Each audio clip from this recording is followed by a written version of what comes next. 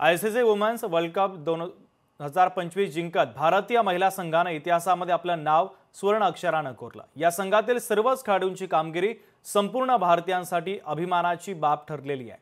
मात्र यातील खेळाडूंचा क्रिकेटच्या मैदानात पोहोचण्याचा संघर्ष देखील तितकाच प्रेरणादायी आहे। सविस्तर पाहूयात।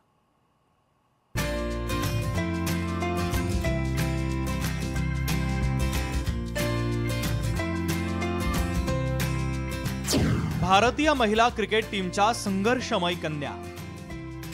गावच्या मैदानापासून तर ते क्रिकेटच्या स्टेडियम पर्यंतचा प्रवास, भारतीय कन्यांची संघर्ष गाथा। भारतीय महिला क्रिकेट संघानं दक्षिण आफ्रिकेच्या महिला क्रिकेट संघाला हरवत इतिहासात पहिल्यांदाच महिला वनडे विश्वचषकावर आपलं नाव कोरलं आणि या विजयामुळे कोट्यवधी भारतीय क्रिकेट चाहत्यांचं स्वप्न साकार झालं। मात्र क्रिकेटच्या मैदानात सामना खेळण्यासाठी या संघातील प्रत्येक खेळाडूला अनेक संघर्षांचा सामना करावा लागलेला आहे।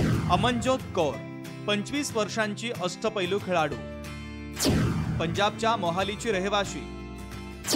वडील मोहालीमधील एका दुकानामध्ये सुतारकाम करतात।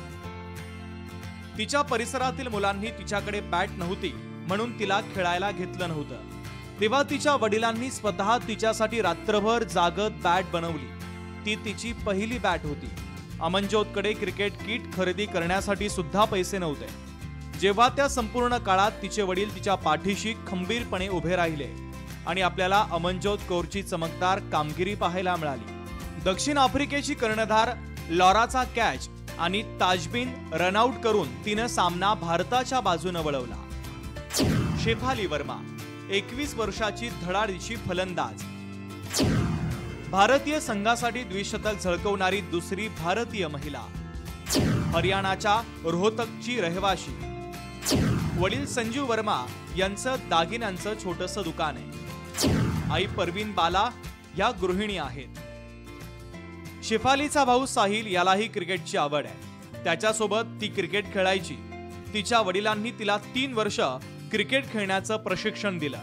तिने मारलेल्या प्रत्येक षटकारासाठी ते तिला 5 रुपये द्यायचे।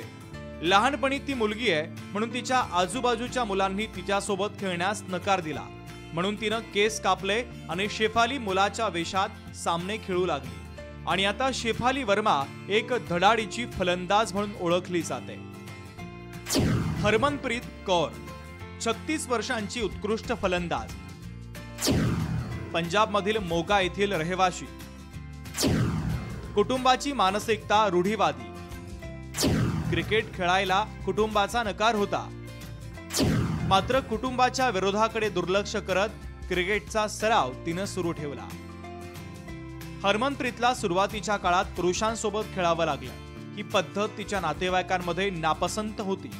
मात्र मोगामध्ये शाळेत खेळताना प्रशिक्षक कमलदीश सिंग सोधी यांनी तिचा खेळ पाहिला आणि तिच्या खेळाची दखल घेतली। हरमनप्रीतच्या पालकांना तिला खेळू देण्यास पटवून देण्यात आलं। कमलदीश यांची महत्त्वाची भूमिका यात होती। त्यांनी तिला सुरुवातीची आर्थिक मदत सुद्धा केली। जेमिमाह रॉड्रिग्ज 25 वर्षांची धडाडीची फलंदाज, मुंबईची रहिवाशी। वडील इव्हान थिएटर आणि चित्रपट अभिनेते। देशांतर्गत द्विशतक झळकवणारी दुसरी भारतीय महिला। वडील इव्हान रॉड्रिग्ज यांनी तिला लहानपणापासूनच प्रशिक्षण दिलं। ते तिला अनेकदा स्थानिक मुंबईच्या मैदानावर प्रशिक्षणासाठी घेऊन जात होते। त्यानंतर ती ज्युनियर क्रिकेटमध्ये चर्चेत येऊ लागली आणि आता जलद धावा करणारी उत्कृष्ट फलंदाज म्हणून जेमिमाह ओळखली जाते। दीप्ती शर्मा 28 वर्षाची अष्टपैलू क्रिकेटपटू, ऑफ स्पिन गोलंदाज, उत्तर प्रदेशातील आग्राची रहिवाशी। वडील भगवान शर्मा निवृत्त भारतीय लष्करी अधिकारी। भाऊ सुमित शर्मा उत्तर प्रदेशचा माजी क्रिकेटपटू। दीप्ती नेहमीच तिचा भाऊ सुमित सोबत क्रिकेटच्या मैदानावर जायची। लहान असतानाच माजी भारतीय क्रिकेटपटू हेमलता कला यांच्याशी ती योगायोगाने भेटली। हेमलता कला यांनी दीप्तीची नवोदित क्रिकेटपटू म्हणून क्षमता ओळखली आणि तिला मार्गदर्शन करण्यास सुरुवात करत तिला क्रिकेटच्या मूलभूत गोष्टींमध्ये प्रशिक्षण दिलं। राधा यादव 25 वर्षांची गोलंदाज, मुंबईतील कांदिवलीमधील रहिवाशी, मूळ उत्तर प्रदेशातील जौनपूर जिल्ह्याची. वडील ओमप्रकाश यादव यांचं भाजीचं दुकान आहे. मध्य प्रदेशातील छतरपूर जिल्ह्यातील बुंदेलखंड भागातील घुवारा या छोट्याशा गावात एका संघात महिलांच्या लेदर बॉल क्रिकेट सामन्यात खेळाडूची कमतरता होती. त्यांनी एका मुलीला काठी घेऊन मैदानात फिरताना पाहिलं आणि तिला विचारलं की तुला खेळायचंय का. तेव्हा 14 वर्षांची ही Radha Yadav tennis ball cricket खेळत होती आणि तिला त्याची इतकी आवड होती की ती परीक्षेच्या काळातही कशालाही न जुमानता क्रिकेट खेळत राहायची. कुटुंबाचं सहकार्य देखील तिला मिळालं आणि ती एक उत्कृष्ट गोलंदाज म्हणून आता ओळखली जाते. उमा छेत्री 23 वर्षांची विकेट कीपर आणि फलंदाज. आसाममधील कांजीरंगाच्या बोगाखत गावची रहिवाशी. आई वडील शेतकरी, भाऊ रिक्षा चालक आहे. तिच्या पालकांना आधार देण्यासाठी उमा छेत्रीनं इतरांच्या शेतातही काम केलं. उमा छेत्री दररोज 16 किलोमीटर चालत क्रिकेट प्रशिक्षण केंद्रात जायची.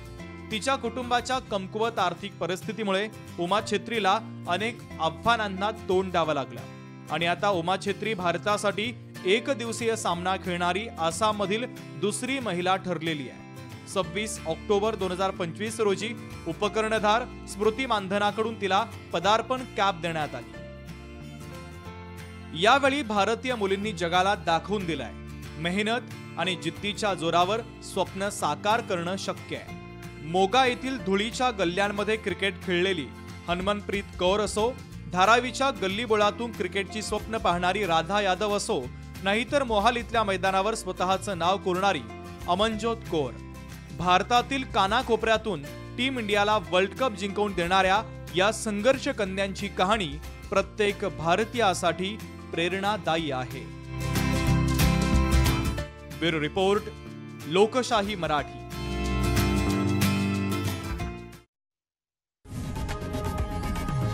लोकशाही मराठी ऐका, पहा, जागरूक रहा.